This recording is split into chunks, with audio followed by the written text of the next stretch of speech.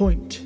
We're living in a, the modern age of the new psychedelic renaissance. And I thought, this is not real. This is, my gosh, I'm on the radio. People hear me. How we give to others and affect others' lives, and what we do with it is important. Don't focus on the rest of the world, just focus on your own life. And facts can't deal with emotions. It's like apples and oranges. Bronze Age and Iron Age, I think all could all be called the Wood Age. You're not picking a president, you're actually picking a roommate. Because you don't know what their story is. You don't know what pain they're dealing with. Always part of me wanted an audience. It's naive to think that human beings have stopped evolving. The people are purple. The world is a very rich place if you start exploring.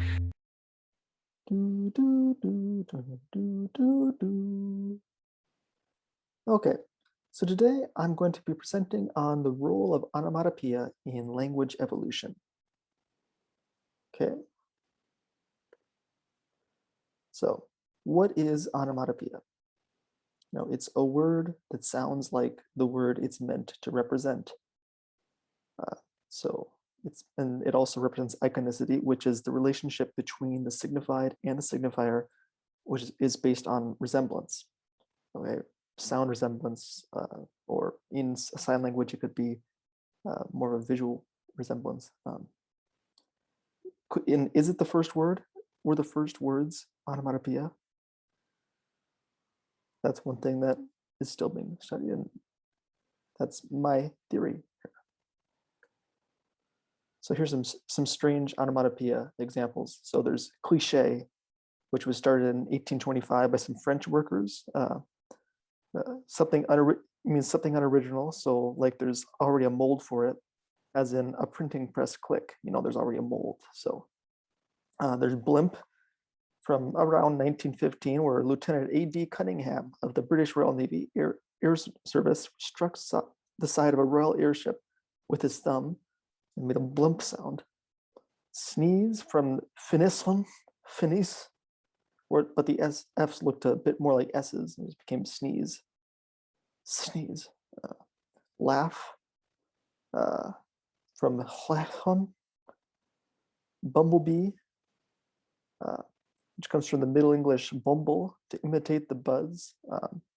Also, it's worth mentioning that Dumbledore's name in Harry Potter comes from the idea that he walked around humming a lot. So the bumble is supposed to kind of sound like ping pong, which is a number of alternatives arose depending on the material of the paddles. It was also whiff whack, pom pom, pim pam. But ping pong was what we agreed on. Poop. I guess I have to mention that the sound of a horn, and later came to signify defecation. Buffoon, from the Italian buffare, for the sound of inflating one's cheeks, a common action of gestures at the time. So, yeah. Owl comes from the pre-Germanic word oua, and marauder comes from the French maraude, for a meow, maraude, of a tomcat that's prowling around.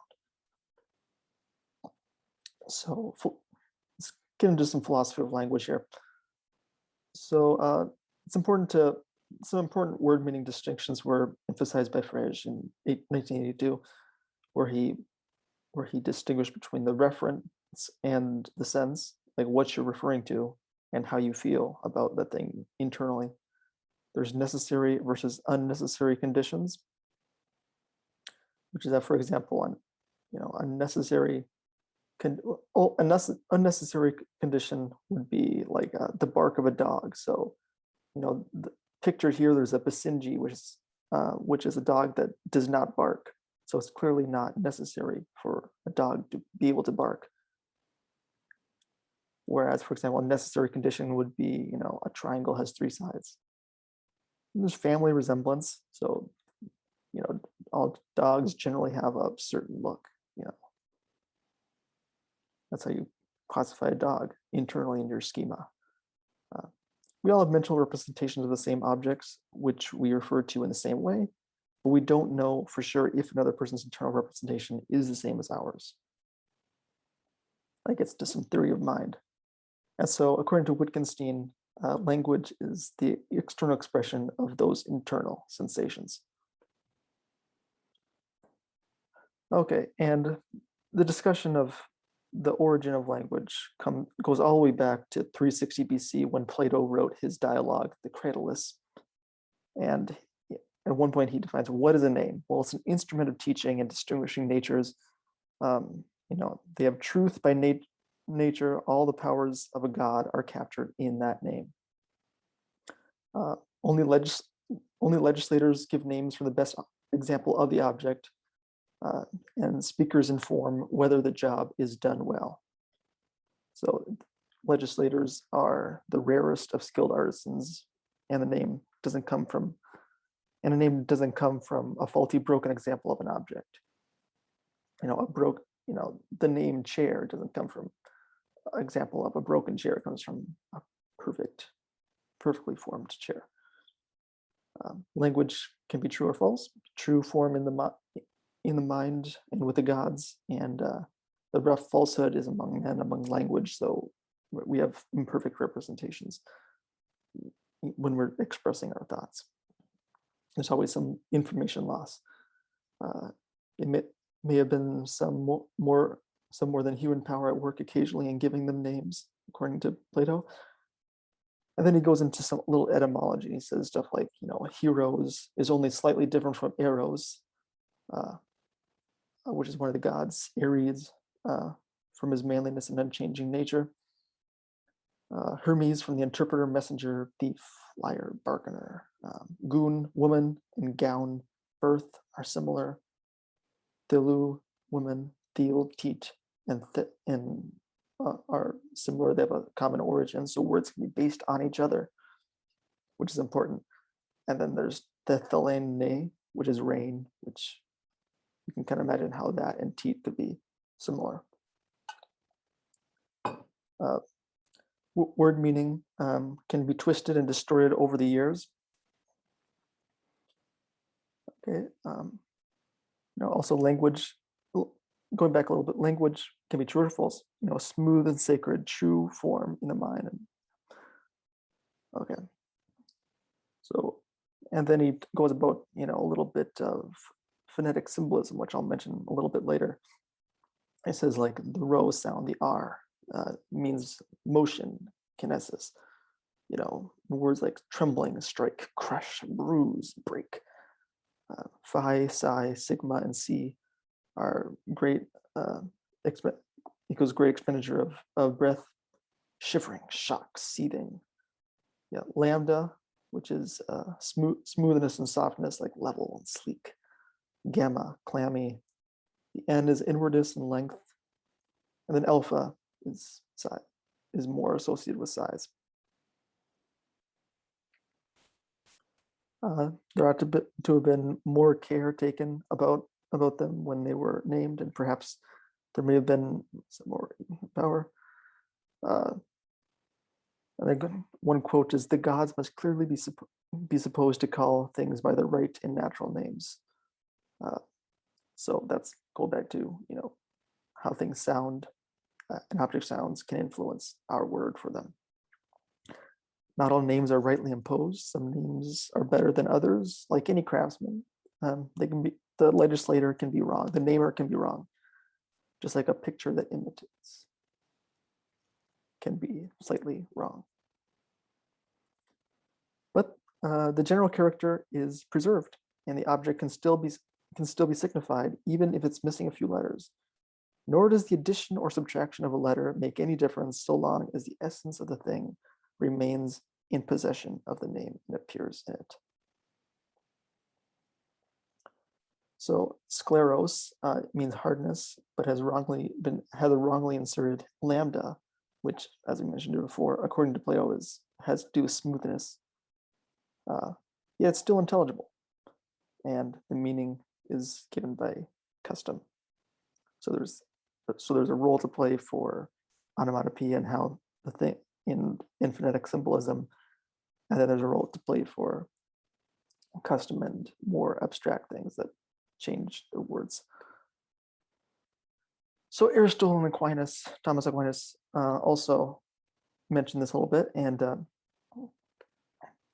they mentioned that there's three aspects of language. There's the mind, the object, and the word itself. So language equals an attempt to mind read and requires some form of words to express mental representations. Matter without form cannot exist. Languages use matter of material, which is voices, and human intentionality forms them to instances of language. So linguistic signs equal the matter that languages work with, and the forms are the human intentionality that institute them as signs of language. As rational animals, humans have more than word-object associations. We can form fictions and counterfactuals. Okay, and then there's a couple of different possibilities here. If you look back at the chart, there's the possibility that the mind comes first and then words. The mind is really the base. That could be described as more of a modernistic view, modernism. So language is a mere tool to express the mental representations of sensory experience in reality, but not everything can be perfectly expressed. The other idea is words then mind, which could be postmodernism, where language shapes mental experience, and we have no neutral access to reality. Experience can't, experience can't be what they are without language. No, there's no, yeah. There is a problem with that, which is it doesn't explain the searching for word phenomenon. So you have something in your mind, but you can't think exactly of how to express it. Okay. So to understand a sentence, you must grasp it as a whole. And then one very important thought is only thought transcends time. The word itself doesn't, but the thought can, and it can be passed on between people via words. Now, for Thomas Aquinas, the mind-object relationship has primacy. Consciousness always conscious of something. Okay, it's the primary relationship of thought and reality, not language. And the mind is the direction, direction always outside of itself. An experience always specified by its objects. Omnia actus specificatur ab objecto means every act is specified by its object. All right, the Stoics also had some stuff to say. So they had three aspects of language: the sound, the thing that is meant, and the lecton, or the proposition, as we could also call it. That's more, the first two are self-explanatory. The third one is more the sense of the word, the feel. Only this has the property of being true or false, and only fluent speakers can really understand it. It's a matter of fact related with the event, but not equal to the event. It is not the event, it is simply related with it. So to the predicator as something universal on the level of meanings, there corresponds no abstract entity in the real world, but rather a trait in many particular things, which precisely in these particular things of the same kind. There's a universal logos that structures reality. This universal logos concretizes itself preeminently in human beings whose excelling activity presents language as a meaningful expression. Language with its meanings is itself an articulated part of articulated reality, the function of which consists, among other things, in representing the non-linguistic reality. Yeah. Okay. So J.R.R. Tolkien did some writing on invented languages. And one particularly interesting part that he talked about is phonetic predilection and phonetic symbolism. So the predilection is the imitation noise is a sketch or suggestion of original phonetic forms to its phonetic predilection of the language. The onomatopoeia is removed yet one stage farther from its echoic basics which is one of the sources of linguistic feeling, meaning the readiness to associate notions with sound groups, or that is to say, to make words. Language without predilection can't imitate in the language the cry of a sheep as ba, besides individual efforts of the animal indicator. And phonetic symbolism means certain combinations of sound are more fitted to express certain notions than others. Certain notions tend to be expressed by sound groups with certain phonetic elements. Now he says that it probably exists, but they become more vague and less susceptible to analysis and demonstration the more general you make it. It was stronger, but it was weakened as rational and analytic took over, as various cultural trends took over. Now, the notions became more separated from the symbol.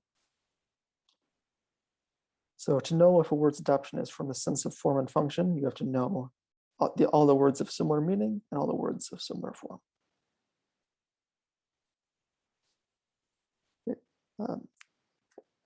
There's an element in both recreation and in obsolescence and loss. So what is it that makes a language so distinct? The Greekness of Greek, the sound of Beowulf that makes it so unique as well. There's individual phonetic predilection as well, not just more collective, but on an individual level. Not different from the system. Okay, so it's not the same as that in the system, perhaps less so in some educated communities with more knowledge of other systems. Okay, so how does all of this connect with onomatopoeia? Well, if all the words have an innate nature and are based on other similar words that have similar meanings, and this process goes all the way back thousands of years as language evolves, then there must be some original nature upon which any particular word is based. Humans are imitative of their natural environment, especially of sounds, but also gestures. But this is the case in language learning. Therefore, the common source must be the sound associated with the subject of the reference, with the object, as Aristotle and Aquinas would put it.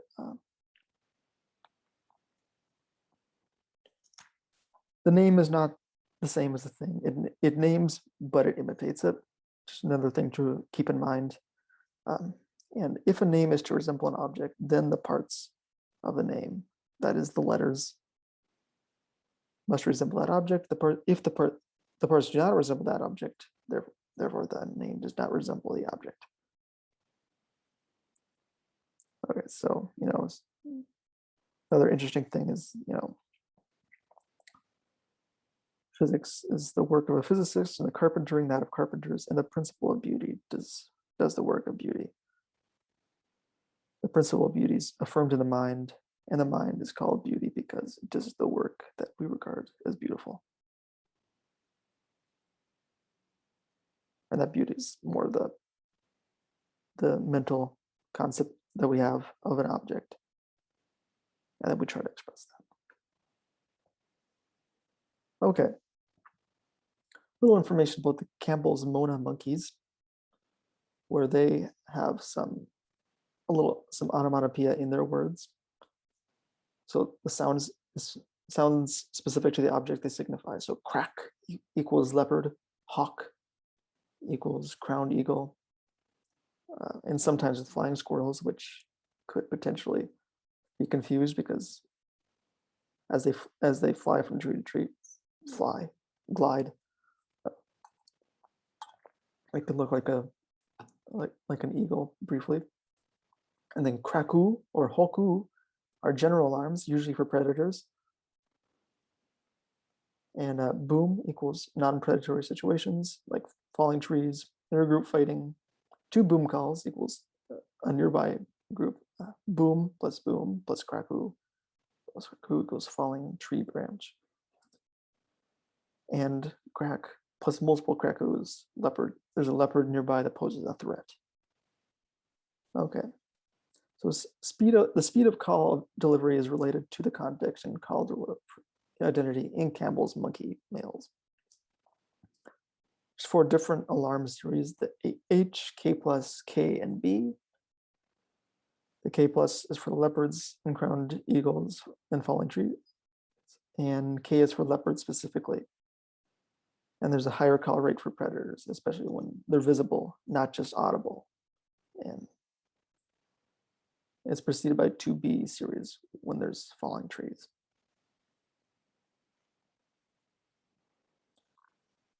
Males differ significantly in the inter-B durations, as well as in the intercall intervals between the B and the subsequent K plus series. Caller identity, levels of threat, mode of detection, and type of anti-predator behavior were reliably linked with difference in call rates. And there was necessary playback experiments. Experiments have yet to be done. A variety of, that is, playing recordings of the sounds. A variety of evidence from closely related species suggests that listeners would attend to these features to identify individuals and to draw inferences about external events. And also H is used with higher call rate and counteracting eagles. That is, to defend against eagles. There's a correlation between initial call rate and urgency. There's also been studies on onomatopoeia in child development. So more iconic words that sound more like the things that they're imitating, are easier to learn. They're learned earlier. And there's better knowledge of them than non-onomatopoeia equivalents. Communicative phenomenon in adults, that there's evidence of meaning. So this is not just for children, but also in adults. Onomatopoeia captures the infant's attention more, repeated more by caregivers, and phonologically simple for easier imitation. And there's an advantage of onomatopoeia over non-onomatopoeic forms. So it really allows infants to engage with caregivers in conversation, to facilitate turn-taking with caretakers, illustrating sensory experience by drawing on similarities between sounds produced in the vocal tract and sounds from the environment. As Dingemanse said in 2012, they are made by the same material as ordinary words and the stuff of speech, but they use it in a different way. Okay, the Ikiguzi language. So you can separate the 2 types of onomatopoeia in this language into more implicit versus explicit onomatopoeia. So the explicit would be stuff like ikegonkoru, which is the word for crow, and okugona for snore, oko signora for to urinate, the verb, and eke chugu, which is just a type of verb, which is more the implicit onomatopoeia. Okay, so explicit or transparent means imitation from the source, often more of living things, especially such as crows. Implicit or metanomical imitate sounds activated in the cognitive ears, human sounds that can fairly represent the object. So this study also mentioned a few sounds in other languages, such as Hebrew. The z, zh sounds indicate swift movements, versus the B, the H, and the L are more for dismay. Ku in English means to speak softly to someone you love. And that's also more of an onomatopoeia, more of kind of the sound of like a dove. Ku, to coo. Many such words are common across languages with minimal differences, such as ku. Ideophones seem limited in morphology. So onomatopoeia completely lexicalized in a language system. So ideophone would be more of, so like just a specific sound within a word, versus in a formal onomatopoeia would be something that's an actual word like ku or mu or something.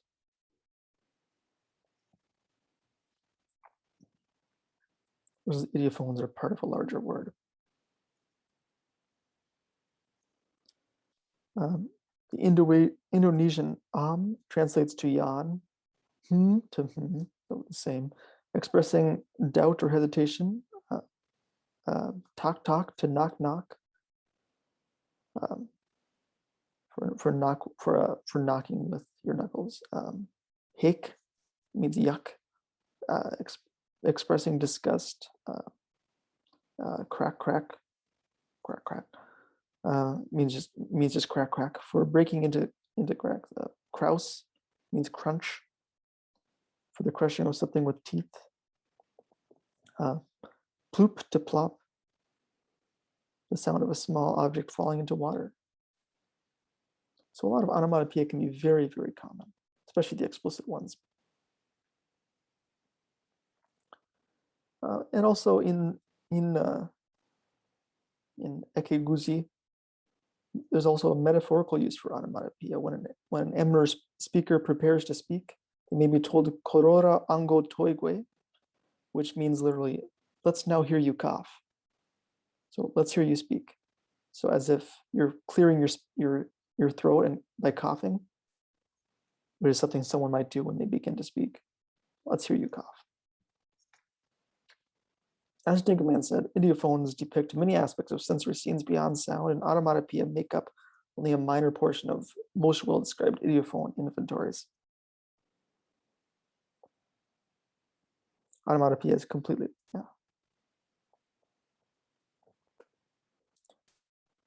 Okay, in a multi-dimensional analysis of onomatopoeia, a note to make sensory scale from words. So onomatopoeia is based either on the imitation of natural sounds like crash or whisper, or a name of the source of the sound like a cuckoo. Cuckoo is the name of the bird, it's also the name of the sound it makes. So when this participants were describing a word in Japanese for each of the onomatopoeia from the categories of talking, laughing, and crying, they're supposed to identify the different onomatopoeia. So talking was more associated with voice clearness, and 16 of those words from talking were able to be identified on this 2D map. And as you can see, the 16 here were plotted into different groups.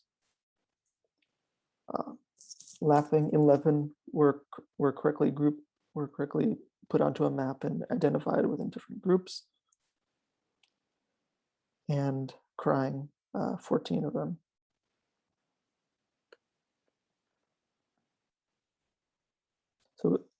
So basically, they were correctly able to identify onomatopoeia out of hundreds that they were looking through.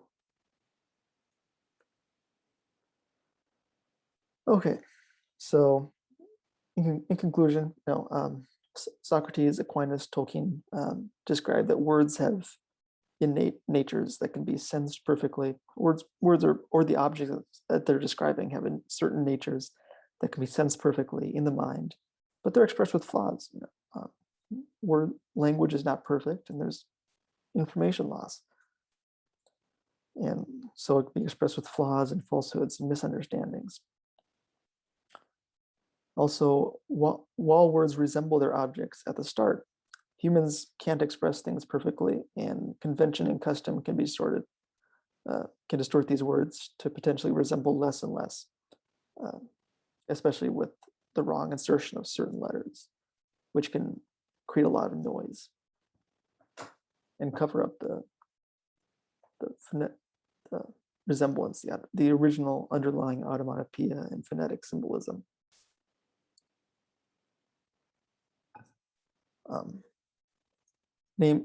Names, to an extent, cannot be trusted as they are in constant flux. So even though they may be based on an original sound, those words can change. So as we saw before, for example, the word owl started with uwa, which is more of a onomatopoeia, but it kind of changed, it became owl, which it's based on an original, on an echoic form. But through the years, it resembled less and less of its origin. So in constant flux, unlike beauty and knowledge, which are kept directly in the mind, which they represent, and those are necessarily static. Those are more objective. And so there's more in common amongst explicit than implicit onomatopoeia. And by more in common, I mean amongst all the world languages, much more in common there. Whereas implicit onomatopoeia is a little more subjective, more open to interpretation, but there could still be an element of phonetic symbolism. So, and just another little bit of information. So Plato describes how to learn about an object without the name, which is the true and natural way. So you can learn through their affinities compared to their similar objects and to themselves. So if you don't know the name, what is other and different from them must be distinct from them, and then the knowledge should come from the objects themselves and not from the names, because some of these names can become distorted. Okay, and just a couple quotes to leave you with here. So we should imitate the nature of the thing. The elevation of our hands to the heaven should mean lightness and upwardness, heaviness and downwardness would be expressed by letting them drop to the ground. If we were describing the running of a horse or any other animal, we should make our bodies and their gestures as like as we could to them. And when we want to express ourselves, either with the voice or the tongue or the mouth, the expression is simply their imitation of that which we want to express. I suppose you mean to say, Cratylus, that as the name is, so also is the thing, and that he who also knows the one will also know the other, because they are similars, and all similars fall under the same act or science. And therefore, you would say that he who knows names will also know things. Well, but do you not see, Cratylus, that he who follows names in the search of other things and analyzes their meaning is in great danger of being deceived?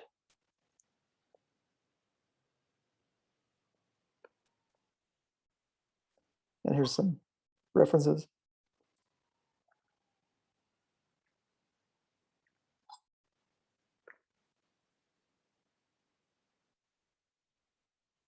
And some more resources.